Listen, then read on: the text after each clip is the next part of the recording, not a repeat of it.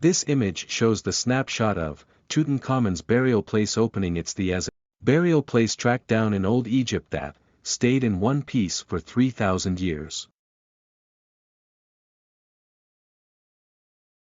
It had all the earmarks of being loaded with gold and relics anyway. No less than 13 individuals who were available at the burial chamber's opening kicked the bucket.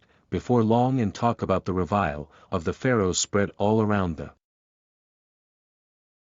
world. Furthermore, the analysts of Tut Lodge burial place concentrated on the mummy, inspected the traits encompassing it. What's more, saw that everything was way unique in relation to what it should be. Old Egyptians accepted that a pharaoh came near divine beings after his passing and addressed them for his individuals. That is the reason the preservation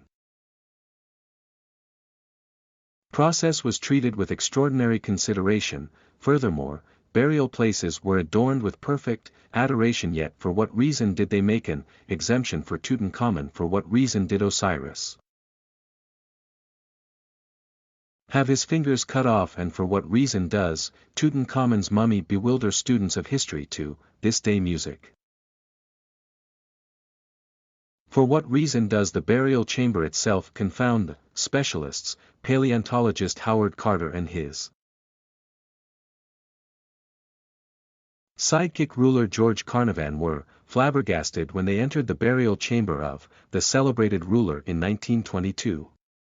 Rather than a self-important and roomy opening, they found themselves in a little confined room that seemed to be a stockroom. The area of the burial place likewise brought up issues, as Tutankhamun was covered not even close to his illustrious progenitors. This, as per old Egyptians, forestalled the pharaoh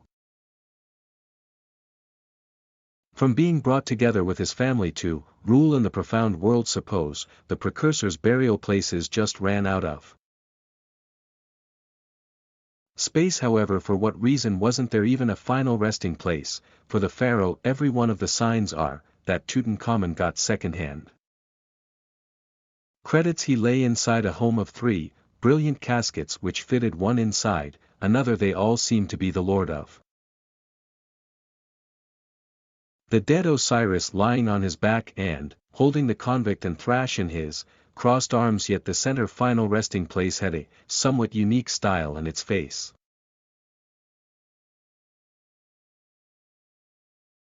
didn't seem to be the countenances on the other 2 final resting places, nor did it look like the face on Tutankhamun's passing veil. Egyptologists expected that among the 3 final resting places this center casket, along with a portion of Tutankhamun's other grave products, was at first made for the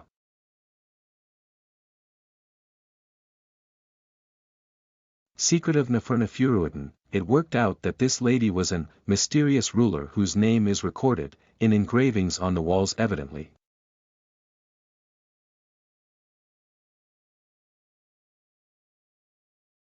she inhabited the hour of Akhenaten. Tutankhamun's dad yet kicked the bucket before and would never state expert all alone.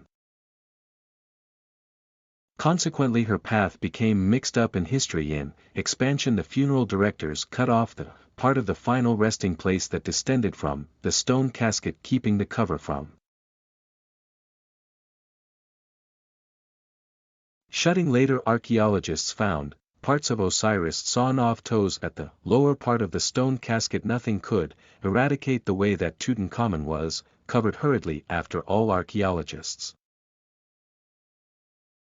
found hints of rearrangement all over, showing that the burial chamber itself was expected for another dignitary. Likely, the pharaoh kicked the bucket unexpectedly, and nobody was ready for that. However, what was the reason of the pharaoh's passing? There are such large numbers of them that it's hard to choose one. Tutankhamun was a youngster of 2 kin, therefore he acquired hereditary imperfections in intrinsic clubfoot. He was limping for his entire life and moved with a mobile stick. 350 gold-plated finely painted strolling sticks were found in his burial place. He had a debilitated, invulnerable framework and fragile bones. Indications of jungle fever were tracked down in his mummy in spite of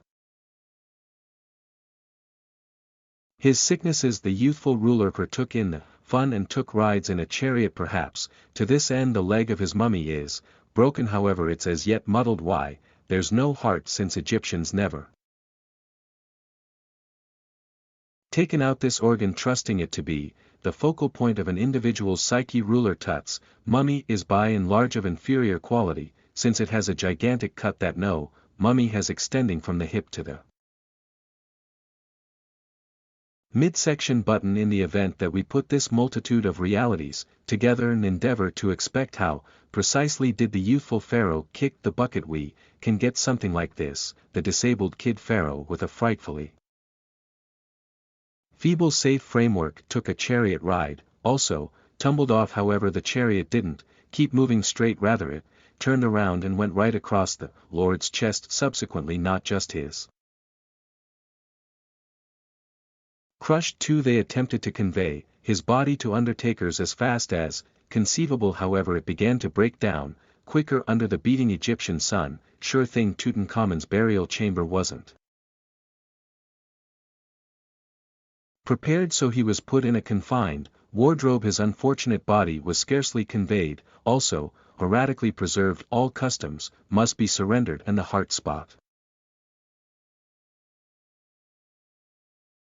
was loaded up with a modest bunch of scarab, creepy-crawly special necklaces. 3,000 years later, archaeologists tracked down him and as a clincher removed a skull section, while eliminating the unfortunate mummy out of the final resting place. Yet, the rundown of abnormal mishaps doesn't end even there. On top of everything, Tutankhamun's mummy was ablaze. Egyptologist Chris Nanten and a group of measurable researchers played out a virtual